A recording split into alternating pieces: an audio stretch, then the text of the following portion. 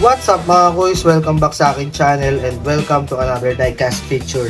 Bali sa episode na ito, i-unbox at titignan natin ang isa sa napaka-solid na race car diecast, no? Ang Nissan Skyline GT-R34 Endless Advance. Ayan siya mga kuys. Special din ito para sa collection ko kasi ito ang pinakauna kong Ino 64, no? And medyo exciting lang talaga na i-feature natin ito sa ating vlog. Ayan, kung fan kayo ng Japanese race cars at ng legendary R34 platform, siguradong magugustuhan nyo ito. Kaya without further ado, let's get into it.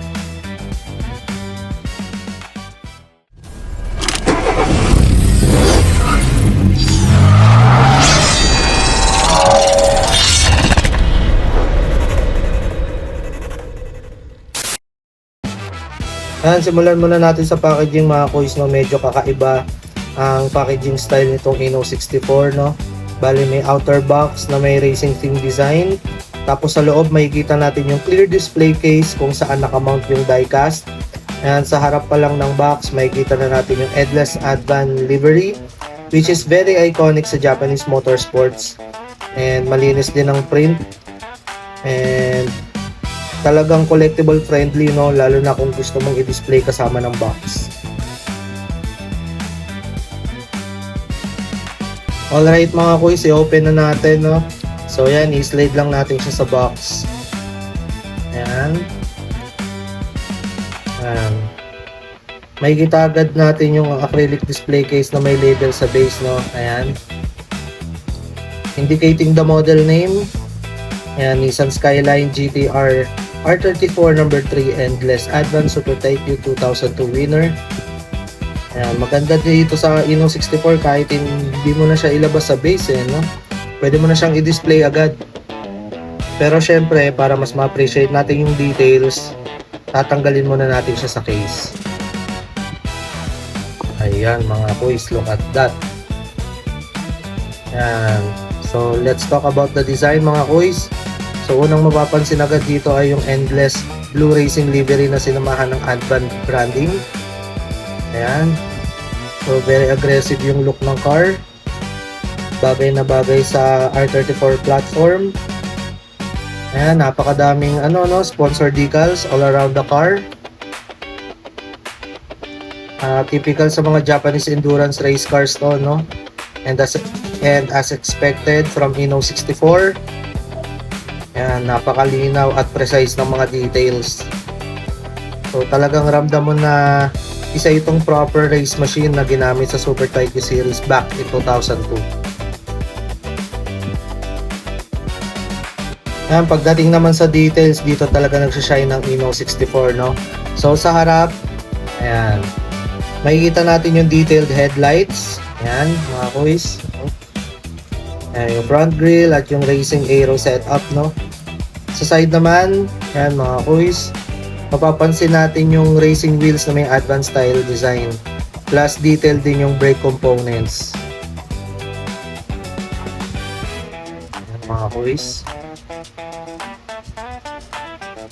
Ayan, sa likod naman, ayan, nandyan yung malaking GT wing, no?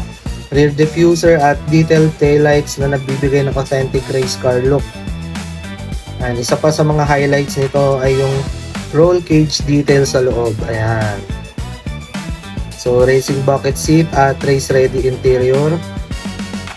Kahit 1/64 scale lang siya, no, makikita mo talaga yung effort sa detailing mga kuys.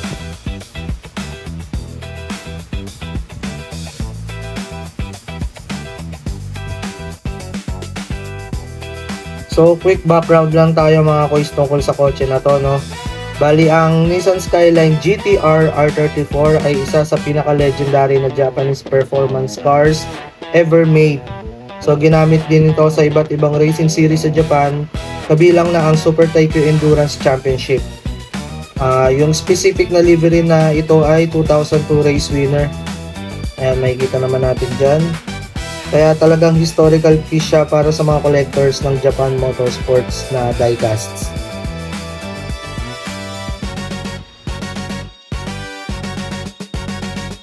So para naman sa display at protection nito sa collections ko, no, Ilalagay ko rin ito sa Bellovra acrylic case mga kuys. So maganda ito para maiwasan ng dust at para mas premium tignan kapag naka-display na sa ating mga die-cast shelf. So ito siya mga kuys. Yan, kung nanonood kayo ng mga videos ko mga kuys, makikita nyo tong mga to. Ayan, ayan sila mga acrylic case from Bellovra. Yan, so lagay na natin sila. Ayan, dito sa taas ang ating die-cast. Ang box naman ito ay sa ilalim. Ayan. So i-enclose natin siya mga kuys para hindi siya madumihan, no? One eternity later. So yun mga kuys. Overall lang, no, sobrang solid na release ito from Inno64. So maganda ang livery, sharp ang decals, at premium talaga yung detailing kahit maliit ang scale, no? So kung collector ka ng Skyline models or ng Japanese race cars or Super Taikyo race machines, definitely magandang addition ito sa ating mga collections. So kung bibigyan ko ng rate tong model na to, no mga kuys, it would be 9 out of 10 dahil halos wala akong mareklamo sa detailing at livery. So talagang premium feel siya para sa isang 1/64 scale na diecast. Alright mga kuys, that's it for today's unboxing and review.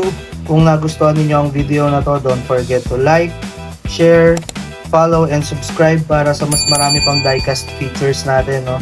And comment down below kung ano pang diecast ang gusto ninyong makita natin sa next episode. So again, this is Clint of Nano Drive Garage, and I'll see you on the next one. Happy collecting mga kuys. Peace.